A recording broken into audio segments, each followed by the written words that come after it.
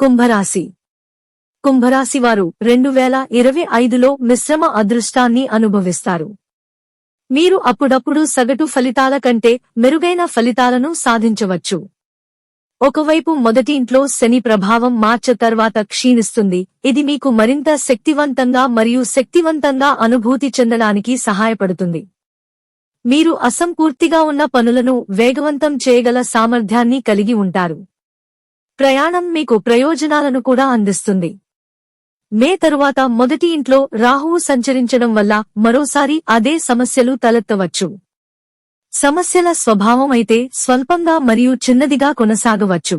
ఇంకా చెప్పాలంటే అవి పూర్తిగా అదృశ్యం కాకపోవచ్చు, కానీ అవి గతంలో ఉన్నంత చెడ్డవి కావు.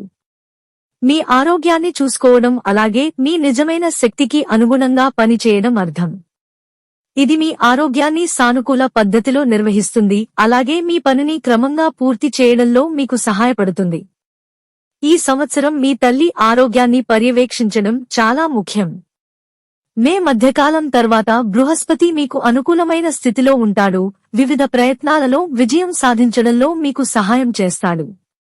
మీరు విద్యార్థి అయితే మే మధ్య నాటికి మీ గ్రేడ్లు గణనీయంగా మెరుగుపడతాయి.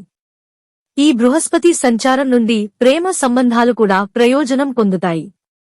బృహస్పతి సంచారం నిశ్చితార్థం, వివాహం మరియు వైవాహిక జీవితానికి అనుకూలంగా ఉన్నప్పటికీ కేతువు కొన్నిసార్లు వివాహ బంధంలో చిన్న సమస్యలను కలిగిస్తుంది.